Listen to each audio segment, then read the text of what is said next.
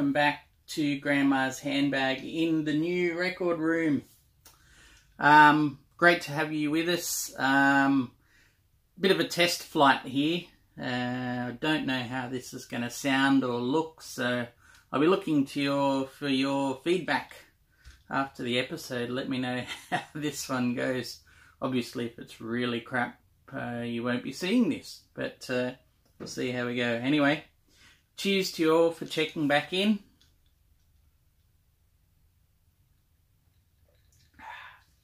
Grandma's little helpers, a G&T, and the gin comes from, if the clues haven't given it away,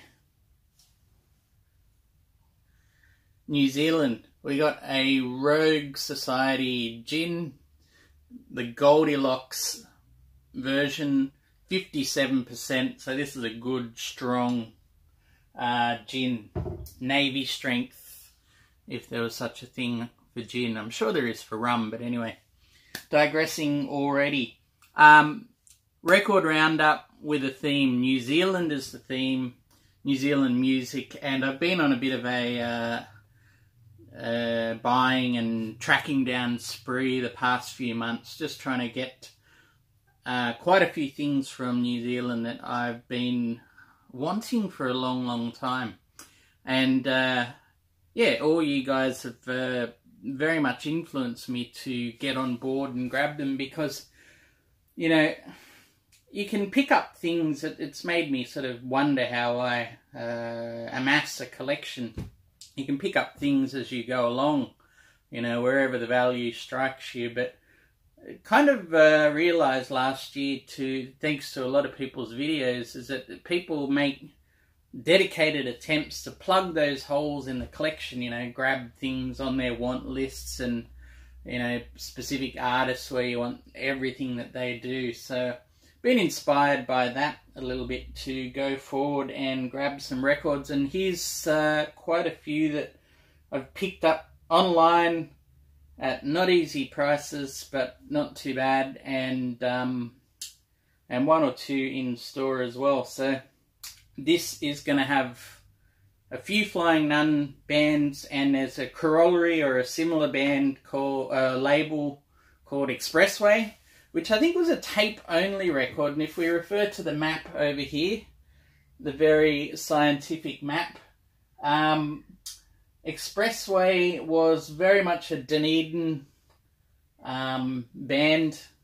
label, and Flying Nun, of course, had bands from all over New Zealand, but were famous for the Dunedin sound, which is centred around there as well. For reference, we got the South Island capital, I suppose, of Christchurch. We've got Wellington up here, where the good James Buttery is located now, and I think Auckland up the top as well.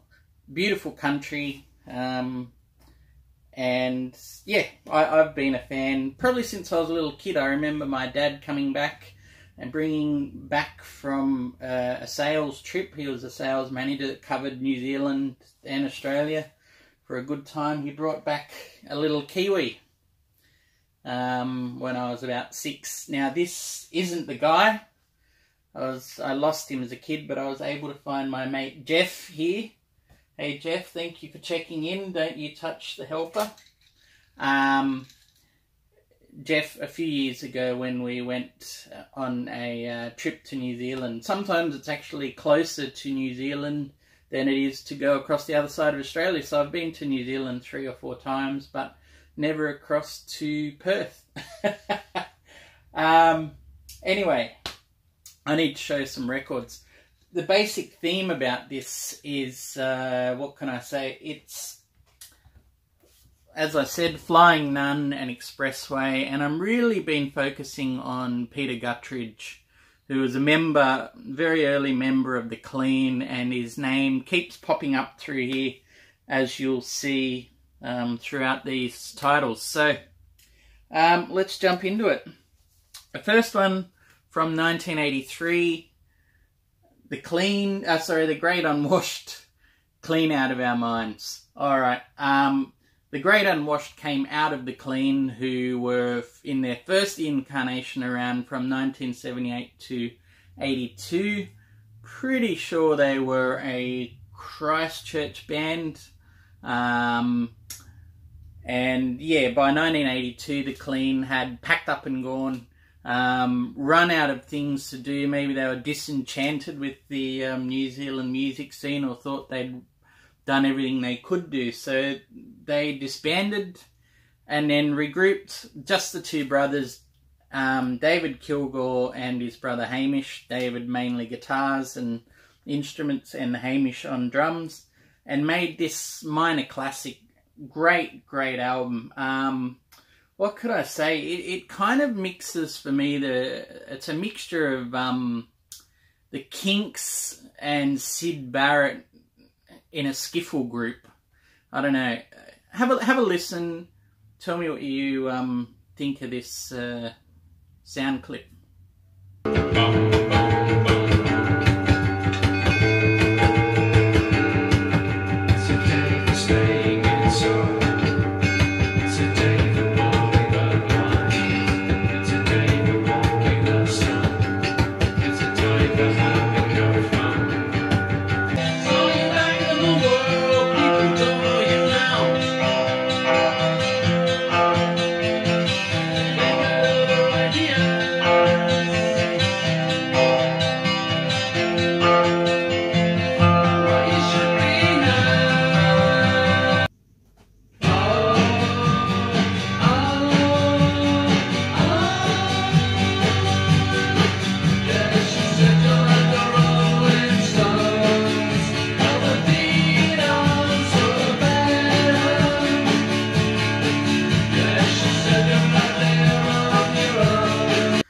So yeah, there's that sort of really fractured, lo-fi, homespun, folky, slightly psyche, vaguely 60s feel to it. But it's just fantastic stuff for all of that. It's very much its own feeling and thing. Yeah, this is a repress. Most of these on vinyl, or there's a few represses in here, basically because the originals, that,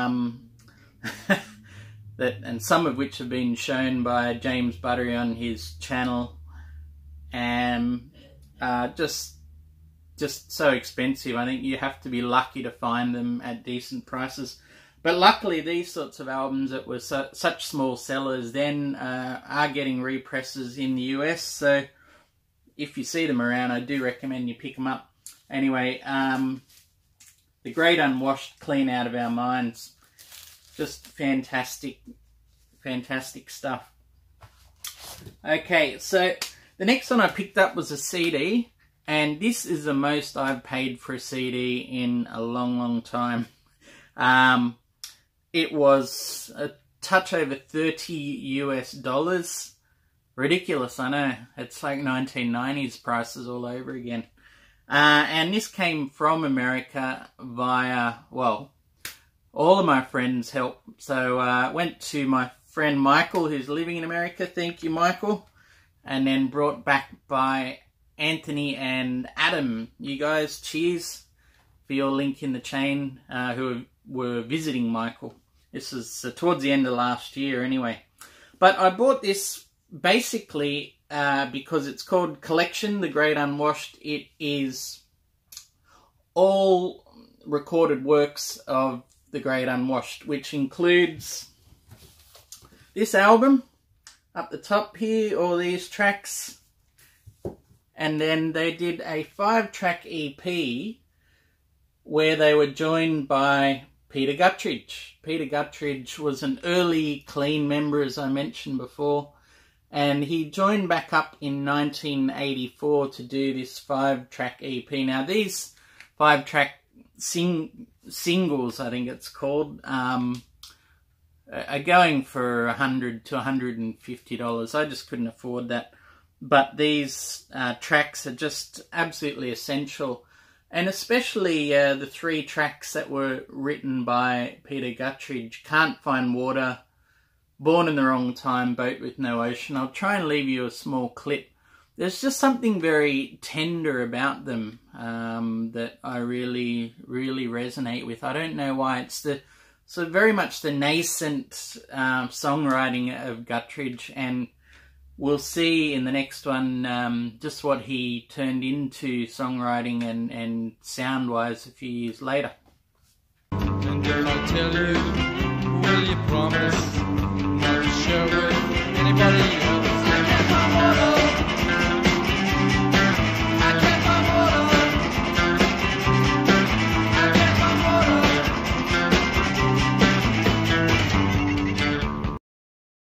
Lungs encased in a steel chest, disturbed, paranoid, he never gets any rest. I give him something, but he's already taken it. Yeah, he seems to like hurting himself. He's just one of those people born on the wrong time. He's just one of those people born on the wrong time. So there's the beginnings, or some of the beginnings, of Peter Gutteridge. The next one he started off on was a full-fledged band, and they had a 12-inch EP that initially came out on Flying Nun. Snapper is his band. This is a self-titled EP. This is a UK release. I think it might have come out a couple of years after, in the initial 1987 release. But picked this up on Discogs as well, and it's just a fantastic EP, you know, spot on sort of representation of what the band is. I'll get you a clip in a second, but I mean, it just works a lot of things with, I don't know, it's just driving motoric beats as heavy drone distortion and sort of sometimes Eastern elements of drone that come in, verging on art rock and experimental sort of sounds, but also in a very pop-based context. Here's Buddy, followed by, I think, Hang On. So have a listen, see what you think of this.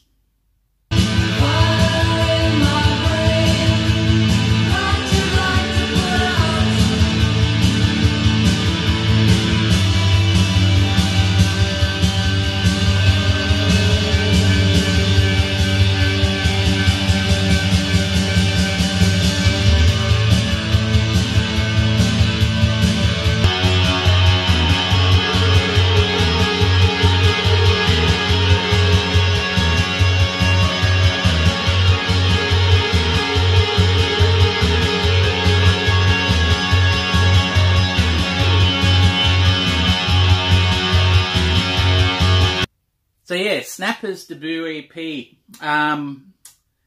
really, really good. There's something, even though it's made to sound almost robotic in a way, there's still something very human about the drums and things that are going on in there. So very happy to grab that. And of course, following on from that, I had to get their albums. So they released 2 albums. Again, the vinyl releases are just, you know, exorbitantly priced. Understandably so, but just not in my budget. So I went with the CDs again. So there's the first CD or album of theirs, Shotgun Blossom, from 1990. And this is very much a refinement of what's going on the EP. I guess the one thing I want to point out with these is that there's this element where Peter Gutteridge is the main songwriter and sound generator, I suppose, the figurehead or the visionary of the band, actually gets a chance to put a couple of softer songs on here, which are quite beguiling in their own way. You know, it's almost heading towards chiming folk rock territory, maybe similar to that Great Unwashed track we heard off the CD before, but here's just a version of that.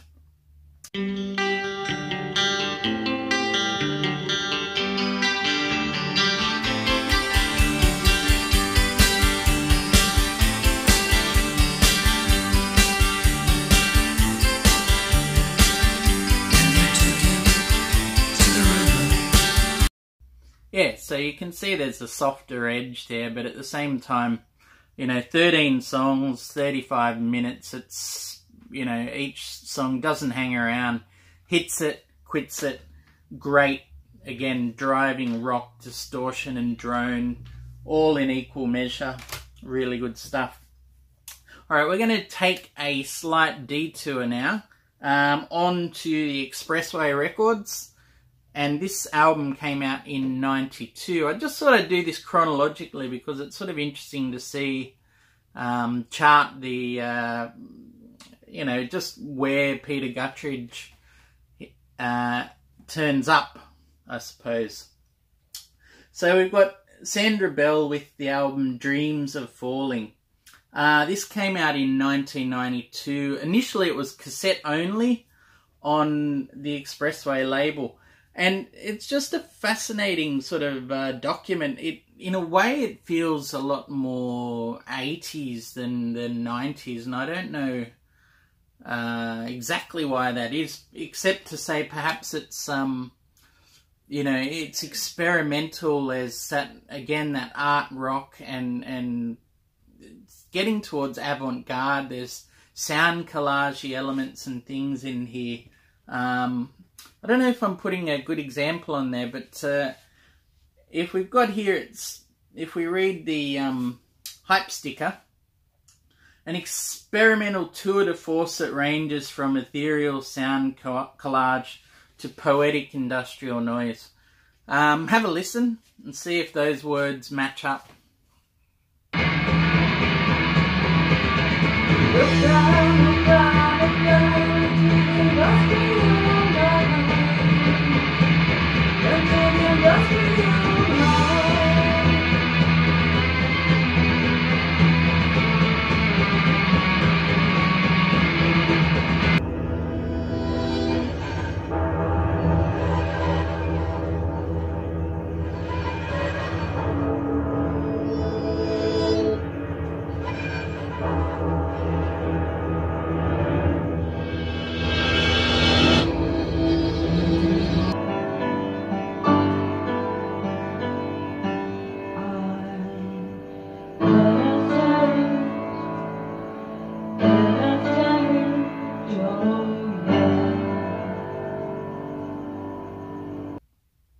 But what's interesting about this album is the collaborators that Sandra Bell gets in and around the Expressway label.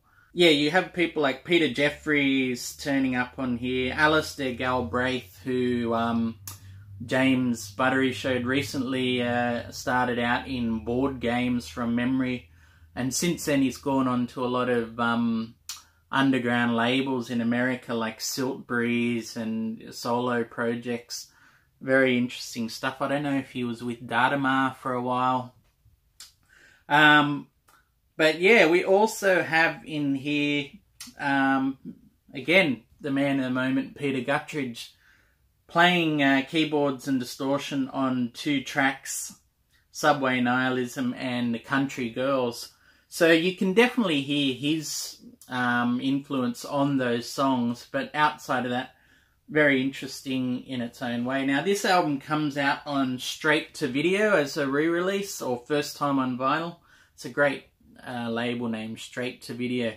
Again, pretty sure it's a US label, so it's very much worth looking out for, again, as a kind of a lost minor classic. I guess I try and trumpet all the albums I like as minor classics. Geez, I hope Jeff's not having a go at this. Anyway. Alright, switching back, a couple more now, and we've got the second and final album from Peter Gutteridge and Snapper, 1996. This is ADM. Again, 90s vinyl, very expensive, hard to find. So I had to content myself with the CD here, and this is just like their earlier work, but even more refined, down to a single essence, and that essence is just waves and waves of drone and distortion piled upon one another. I'll try and put a little drop of a track in here, but effectively 10 songs that go for almost double the length of time on average than the earlier songs, so they're very comparatively dirgy, unapologetically so. It's really dark. This is an album that hints at some heavy stuff going on in and outside of the band. There's only the two people. Believe it or not, the drums, even though you would think they are drum machines, it's a human there, and I think that makes a difference again. But very, very interesting stuff. So here's the track Demon from there.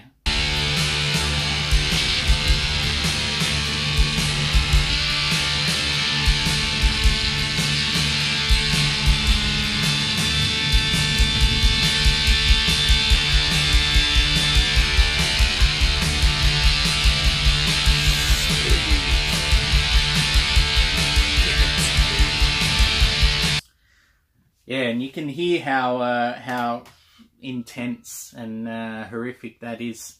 But still, for my mind, the best work that Snapper and Gutteridge potentially did.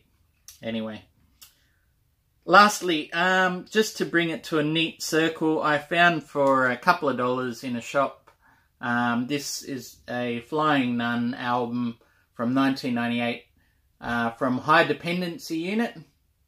It's called Higher or Higher Plus Plus because this is a bonus tracks version.